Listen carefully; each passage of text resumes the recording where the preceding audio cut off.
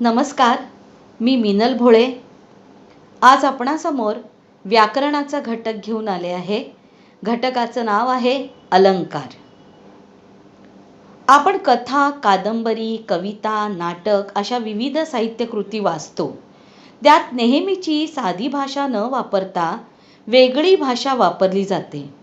या भाषेच्या विशेष वापरामुळे अशा साहित्यकृती वाचताना आपल्याला एक विशेष आनंद मिळतो. रोजच्या व्यवहारातील भाषेपेक्षा साहित्याची भाषा ज्यामुळे वेगळी ठरते, त्या घटकांपैकी एक घटक म्हणजे अलंकार होय. अलंकार या शब्दाचा अर्थ दागिना असा आहे. ज्याप्रमाणे दागिने घातल्यावर माणसाच्या शरीराला शोभा येते, त्याप्रमाणे भाषेचे अलंकार भाषेचे सौंदर्य खुलवतात.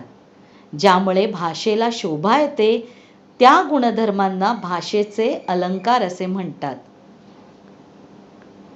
जी गोष्ट माणसाची तीच भाषेची आहे. आपण आपली भाषा अधिक परिणामकारक व चांगली दिसावी म्हणून वेगळ्या पद्धतीने सांगून ती अधिक आकर्षक करण्याचा प्रयत्न करतो आणि त्यामुळे मनाला आनंद वाटतो. ज्या गुणधर्मामुळे भाषेला शोभा येते त्या सर्व गुणधर्मांना भाषेचे अलंकार म्हणतात.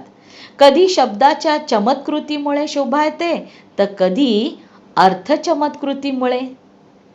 त्यामुळे अलंकाराचे मुख्य 2 प्रकार पडतात. ते 2 मुख्य प्रकार व त्यांचे पोटप्रकार कोणते आहेत ते आपण बघूया. अलंकार, त्याचे 2 प्रकार आहेत, शब्दालंकार व अर्थालंकार. आता या शब्दालंकाराचे पण काही प्रकार आहेत आणि अर्थालंकाराचेही काही प्रकार आहेत. शब्दालंकाराचे प्रकार 3 आहेत. यमक, अनुप्रास आणि श्लेष असे हे 3 प्रकार आहेत. तर अर्थालंकाराचे खूप प्रकार आहेत, पण त्यातील फक्त 4 प्रकारांची आपण या ठिकाणी ओळख करून घेणार आहोत. पण प्रकार मात्र आपण तुम्हाला माहिती असावी म्हणून ते प्रकारही बघणार आहोत. अर्थालंकाराचे 19 प्रकार आहेत. बघा कोणते कोणते आहेत. उपमा, उत्प्रेक्षा, अपन्नुती, रूपक, व्यतिरेक, अनन्वय, भ्रांतिमान, ससंदेह, अतिशयोक्ती, दृष्टांत, अर्थांतरन्यास, स्वभावोक्ती, अन्योक्ती, पर्यायोक्त, विरोधाभास, सार, व्याजस्तुती, व्याजोक्ती आणि चेतन गुणोक्ती. बघा असे 19 प्रकार अर्थालंकाराचे आहेत. पण आपण अर्थालंकाराचे 4 प्रकार बघणार आहोत. ते म्हणजे रूपक, दृष्टांत, चेतन गुणोक्ती, व्यतिरेक इत्यादी. मग आधी आपण या अलंकाराचे जे 2 प्रकार मुख्य पडतात, शब्दालंकार आणि अर्थालंकार, त्याची थोडक्यात ओळख करून घेऊया.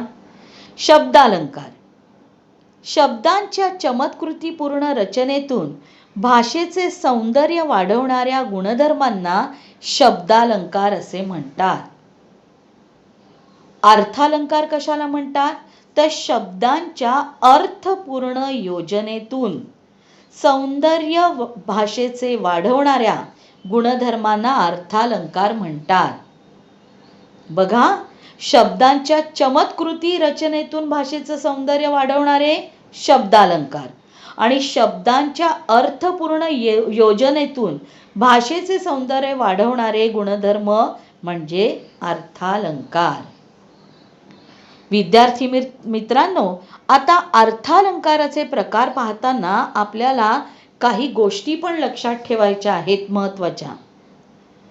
काय महत्त्वाच्या गोष्टी आहेत तर बघा, उपमेय आणि उपमान, समान धर्म किंवा साधर्म्य दर्शक गुण आणि साधर्म्य वाचक शब्द. आता या ज्या 4 गोष्टी आहेत त्या अत्यंत महत्त्वाच्या आहेत.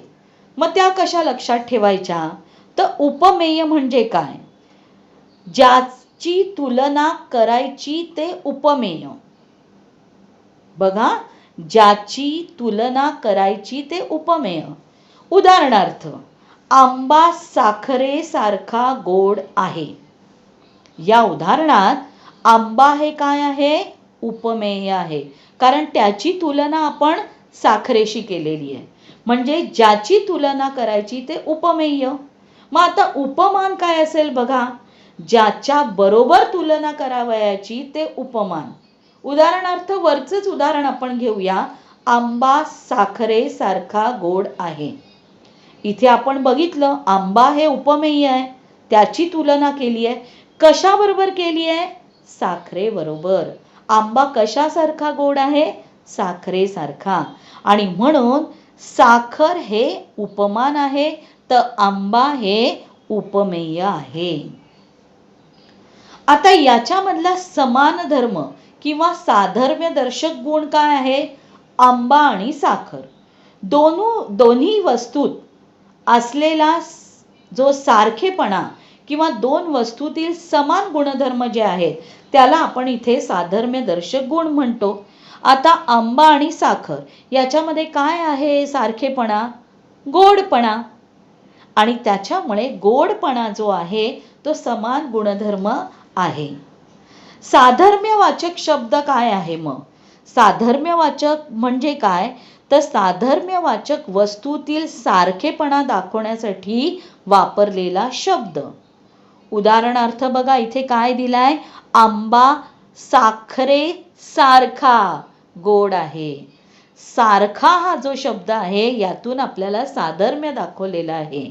आणि म्हणून आपल्याला या ठिकाणी साधर्म्यवाचक शब्द, साधर्म्य दर्शक गुण, उपमान आणि उपमेय या अलंकाराच्या संदर्भातल्या 4 गोष्टी लक्षात ठेवायच्या आहेत. मित्रांनो, यावर्षी आपण रूपक, व्यतिरेक, दृष्टांत आणि चेतन गुणोक्ती या अलंकारांचा परिचय करून घेऊया.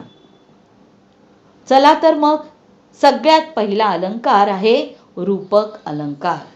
या रूपक अलंकाराची लक्षणं काय आहेत? तर उपमेय आणि उपमान यांच्यात साम्यामुळे भेदच नाही असं दाखवलेलं असतं, किंवा उपमेयावर उपमानाचा आरोप केलेला असतो, तेव्हा रूपक अलंकार तयार होतो. म्हणजे उपमेय आणि उपमान यात अतिशय साम्य असून भेद नाही असं वर्णन जेव्हा केलेलं असतं तेथे रूपक अलंकार होतो. आता या रूपक अलंकाराची वैशिष्ट्य काय आहेत? 3 वैशिष्ट्ये आहेत बघा. पहिलं म्हणजे उपमेय व उपमान यांच्यात साम्य. दुसरं वैशिष्ट्य, उपमेय हे उपमानच आहे असे मानणे. आणि तिसरं वैशिष्ट्य, केवळ प्रसन्न, साक्षात, मूर्तिमंत इत्यादी साधर्म्यदर्शक शब्दांचा इथे वापर केलेला असतो. आता आपण हे तर बघितलं, लक्षणं बघितली, वैशिष्ट्य बघितली, पण आपण जेव्हा उदाहरण घेऊ तेव्हा ते आपल्याला चांगल्या रीतीने समजेल. बघा उदाहरण. पहिलं उदाहरण आहे, नयन कमल हे उघडीत हलके, जागी हो जानकी. स्पष्टीकरण बघा काय आहे. या उदाहरणात उपमेय काय आहे? नयन, आणि उपमान कमल. यातील साम्यामुळे दोन्ही गोष्टी एकच वाटतात, म्हणून येथे रूपक अलंकार होतो. म्हणजेच येथे नयन हे कमळासारखे आहेत. नयन म्हणजे काय? डोळे. हे कमळासारखे आहेत.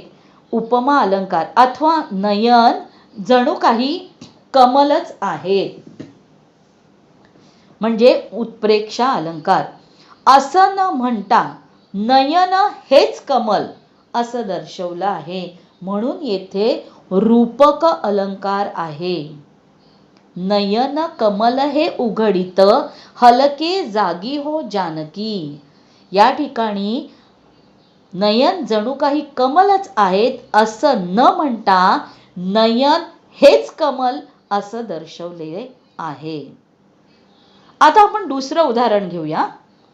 सौंदर्य नदी यौवन मूर्ती कर्पूरवर्ती नयनाला विधी निर्माण कुशलता कवणा आनंदवी नती बाला.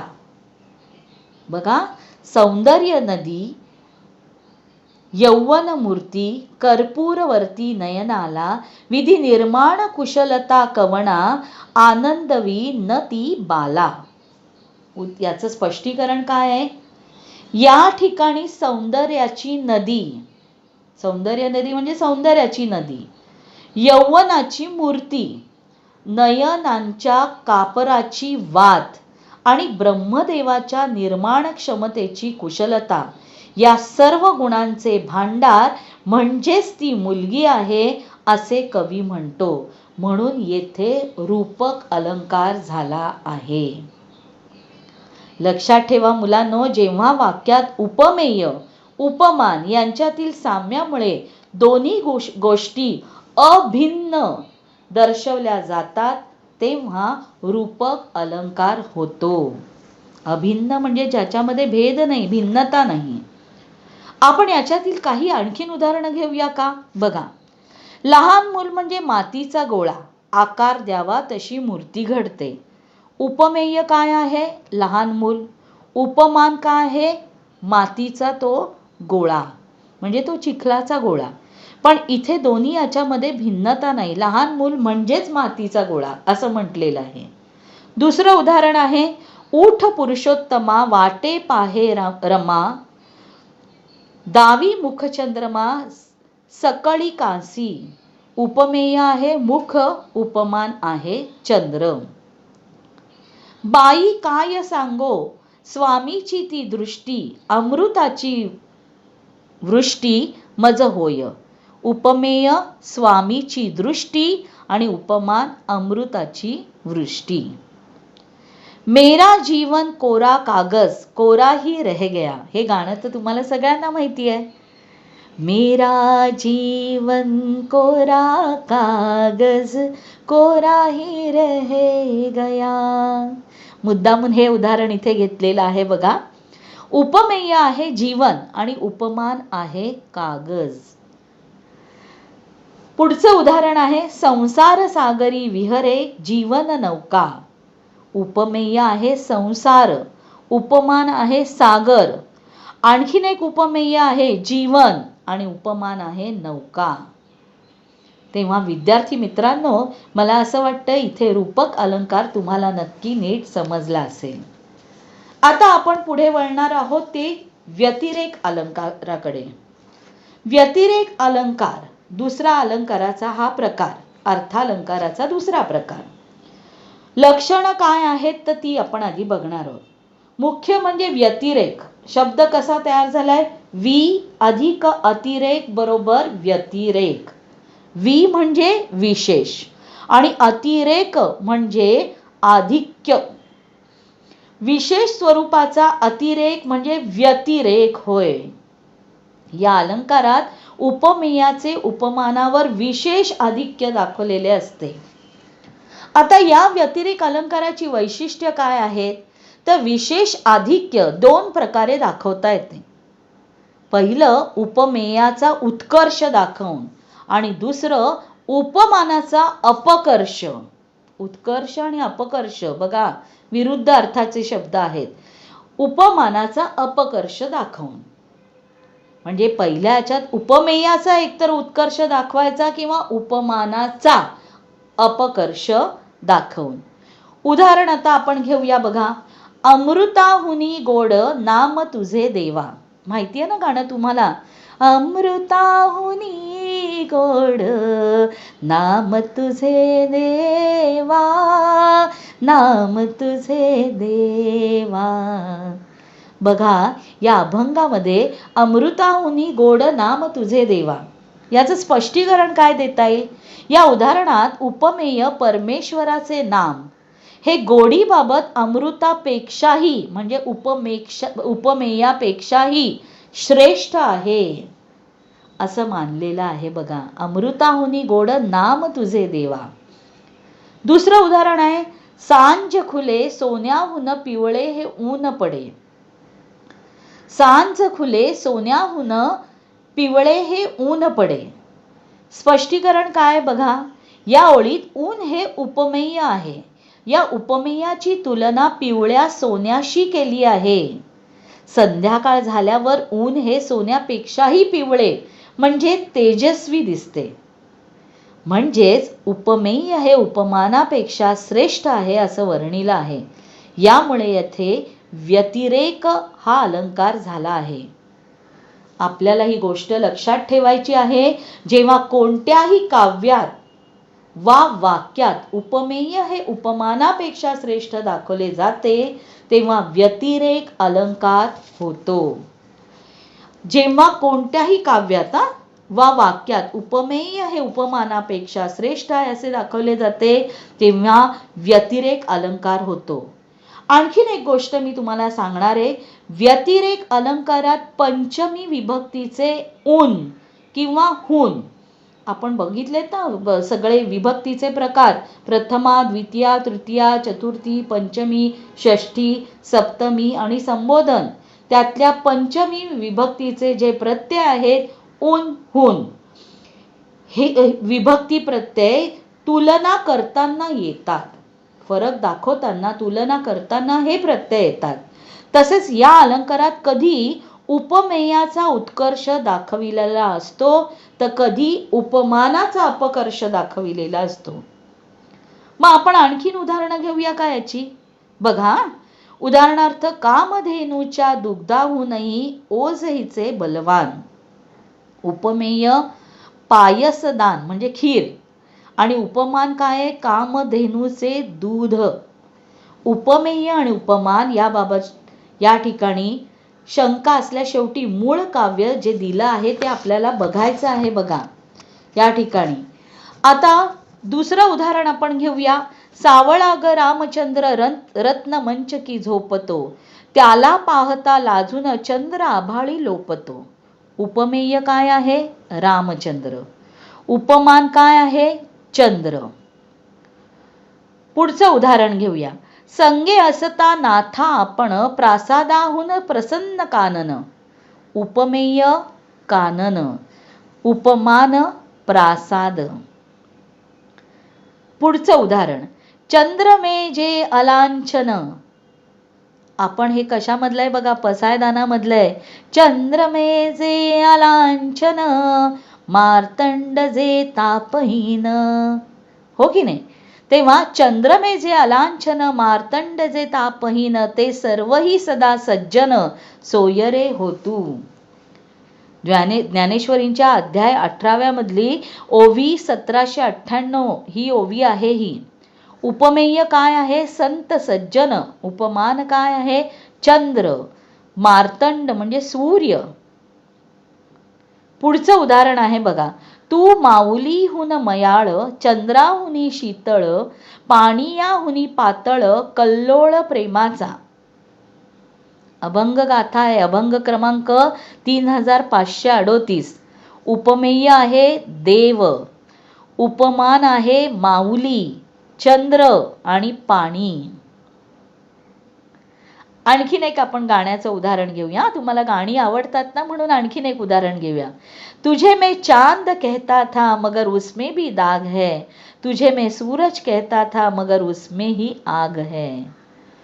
उपमेय आहे या ठिकाणी जी नायिका आहे वैजंतीमाला तर ती त्या ठिकाणी उपमेय म्हणजे नायिका आहे आणि उपमान आहे चंद्र सूर्य. संगम पिक्चर मधलं हे गाणं आहे. पुढचं उदाहरण घेऊया. मऊ मेणाहुनी आम्ही विष्णुदास कठीण वज्रास भेदू ऐसे. उपमेय आहे विष्णुदास, उपमान आहे वज्र. संत तुकारामांच्या अभंग गाथेमधला अभंग क्रमांक 621 मध्ये हे उदाहरण दिलेलं आहे. बघा अशा प्रकारे आपण या ठिकाणी रूपक अलंकार आणि व्यतिरेक अलंकार बघितला. आता आपण पुढे जाऊया. तिसरा प्रकार आहे दृष्टांत अलंकार. दृष्टांत म्हणजे उदाहरण. त्याचं लक्षण बघा काय आहे. दृष्टांत म्हणजे उदाहरण किंवा दाखला. या अलंकारात प्रस्तुत विषयाचे म्हणजे उपमेयाचे वर्णन एका वाक्यात करून झाल्यावर लगेच एखादा तत्सम असा दाखला तिथे दिला जातो. दृष्टांत अलंकाराची वैशिष्ट्य काय आहे तर एखादी गोष्ट पटवून देणे, ती पटवून देण्याकरता समर्पक उदाहरणांची योजना करणे. म्हणजे एखाद्या विषयाचे वर्णन करून झाल्यानंतर ती गोष्ट पटवून देण्यासाठी त्याच अर्थाचा दाखला किंवा उदाहरण दिल्यास दृष्टांत अलंकार होतो. कारण दृष्टांत म्हणजे दाखला किंवा उदाहरण. चला आपण उदाहरण बघूया का मग. बघा, चंदनाचे हात पायही चंदन, तुका म्हणे तैसा सज्जनापासून पाहता अवगुण मिळेची ना. संत तुकारामांचा या ठिकाणी हा अभंग आहे. वरील उदाहरणात तुकाराम महाराज संतांची तुलना चंदनाच्या वृक्षाशी करतात. सज्जन व्यक्ती अंतर्बाह्य सज्जन असते हे पटवून देण्यासाठी चंदन सर्वांगाने सुगंधित असतं की नाही. चंदनाला या ठिकाणी फुलं वगैरे काही नसतात, पण हे चंदन बघा सर्वांगाने सुगंधित असते. कुठलाही त्याचा भाग घेतला तरी सुद्धा तो सुगंधी असतो. या त्रिकालबाधित सत्याचा दाखला येथे योजला आहे. दुसरं उदाहरण आहे, उरी या हात ठेवोनी उरींचा शूल का जाई, समुद्री चौकडे पाणी पिण्याला थेंबही नाही. भा. तांबे यांची ही कविता आहे. स्पष्टीकरण काय आहे तर ज्याप्रमाणे अंतःकरणातील वेदना कमी करण्यासाठी छातीवर हात ठेवल्याने काही उपयोग होत नाही, त्याप्रमाणे समुद्रात चोहीकडे पाणी असते, पण पिण्यासाठी मात्र त्याला एकही थेंब उपयुक्त नाही असा दाखला येथे दिला आहे. बघा, या ठिकाणी आपल्याला लक्षात ठेवायची गोष्ट काय आहे. दृष्टांत अलंकारामध्ये एखादी गोष्ट पटवून देण्यासाठी त्याच अर्थाचे एखादे समर्पक उदाहरण दिले जाते, तेव्हा दृष्टांत अलंकार होतो. म्हणजे या ठिकाणी आणखीन आपण काही उदाहरणं घेऊया. बघा, लहानपण देगा देवा मुंगी साखरेचा रवा, ऐरावत रत्न थोर त्यासी अंकुशाचा मार. अभंग गाथामधील अभंग क्रमांक 716 आहे. वरील उदाहरणात लहानपणाची व मोठेपणाची तुलना केलेली आहे. लहानपणात सुख असते व मोठेपणात दुःख असते हे पटवून देण्यासाठी संत तुकारामांनी मुंगी व ऐरावताचे उदाहरण दिले आहे. दुसरं उदाहरण बघूया.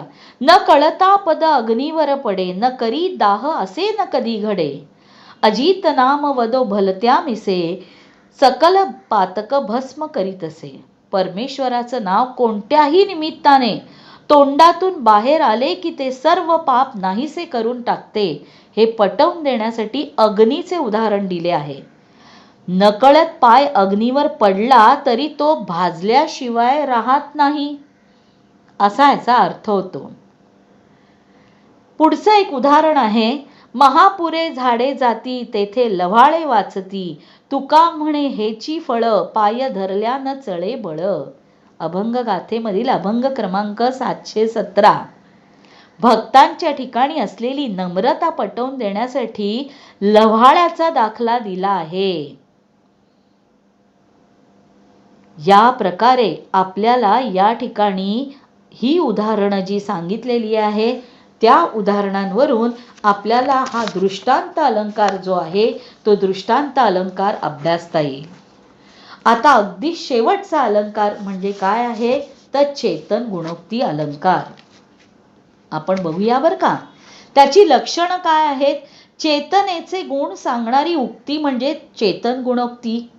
जेव्हा एखादी अचेतन म्हणजे काय मुलांनो, निर्जीव. अचेतन वस्तू, निर्जीव वस्तू सचेतन म्हणजे काय, सजीव. अचेतनच्या विरुद्धार्थी शब्द सचेतन, निर्जीव आणि सजीव. तर सचेतन म्हणजे सजीव आहे असे मानून ती सजीव प्राण्याप्रमाणे माणसाप्रमाणे वागते असं वर्णन केलेलं असतं, तेव्हा चेतन गुणोक्ती हा अलंकार होतो. मग या चेतन गुणोक्ती अलंकाराची वैशिष्ट्य काय तर अचेतन वस्तूंना सचेतन बनवले जाते आणि त्या वस्तू सजीव प्राण्याप्रमाणे माणसाप्रमाणे वागतात. याचा अर्थ काय की जेव्हा एखादी अचेतन वस्तू सचेतन आहे असं मानून ती सजीव प्राण्याप्रमाणे वागते असं वर्णन जिथे केलेलं असतं तेथे चेतन गुणोक्ती अलंकार होतो. चला तर विद्यार्थी मित्रांनो, आपण उदाहरण बघूया. पहिलं उदाहरण, नित्याचेच दुःख होते उषागती बसलेले, तोच अवचिता आले सुख ठोठावित दार.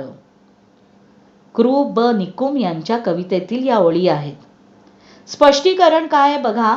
वरील उदाहरणात दुःख व सुख या अचेतन गोष्टी उषागती बसणे वर दार ठोठावणे या मानवी क्रिया करताना दिसतात. आता उषागती कोण बसेल? एखादा मानव बसेल, प्राणी बसेल, दार ठोठवायचं काम करतो. म्हणजे सजीव या ठिकाणी जे आहेत त्यांचं हे कार्य आहे. परंतु दुःख आणि सुख या निर्जीव जरी असल्या तरी त्यांना सजीव मानलेलं आहे. हे निर्जीव घटक माणसाप्रमाणे वर्तन करतात म्हणून येथे चेतन गुणोक्ती अलंकार आहे. आणखी एक उदाहरण बघूया. डोकी अलगत घरे उचलती काळोखाच्या उशीवरून. स्पष्टीकरण काय आहे?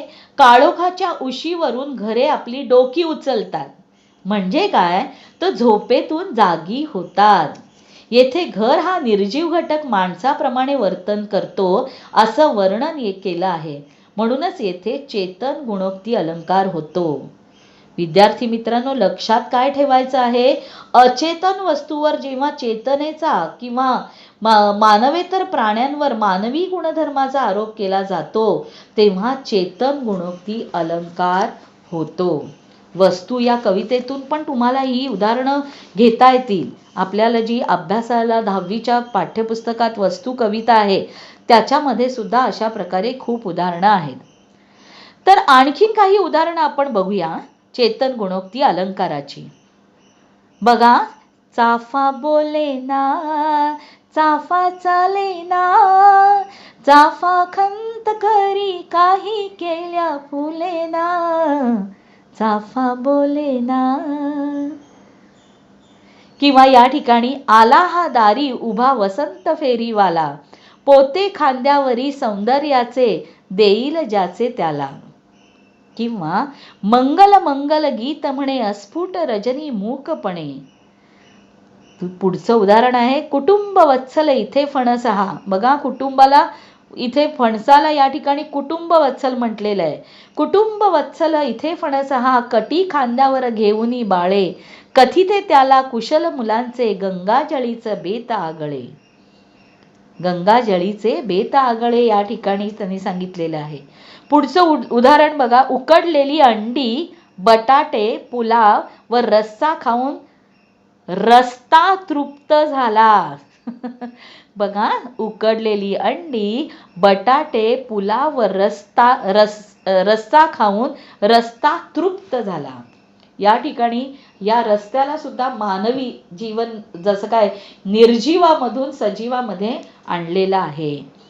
चाफा जो आहे, चाफा बोले ना, चाफा चाले ना, चाफा सुद्धा खंत करतोय, तो पण बोलतो आहे, तो पण चालतो आहे, अशी कल्पना या ठिकाणी केलेली आहे. म्हणजे निर्जीव वस्तू ज्या आहेत त्या सजीव आहे असं मानून सजीव प्राण्यांप्रमाणे ते वागतात असं जेव्हा वर्णन केलेलं असतं तेव्हा चेतन गुणोक्ती अलंकार होतो. तेव्हा विद्यार्थी मित्रांनो, आज आपण 4 अलंकारांची इथे उदाहरणं बघितलेली आहे, अभ्यास केलेला आहे. अर्थालंकारामध्ये हे रूपक अलंकार, व्यतिरेक अलंकार, त्याच्यानंतर दृष्टांत अलंकार आणि चेतन गुणोक्ती अलंकार हे सगळे तुम्हाला इकडे समजले असतील अशी मी आशा करते आणि इथे थांबते. डिस्क्रिप्शन बॉक्समध्ये काही उदाहरणं देईन तर ती सुद्धा तुम्ही बघा. धन्यवाद.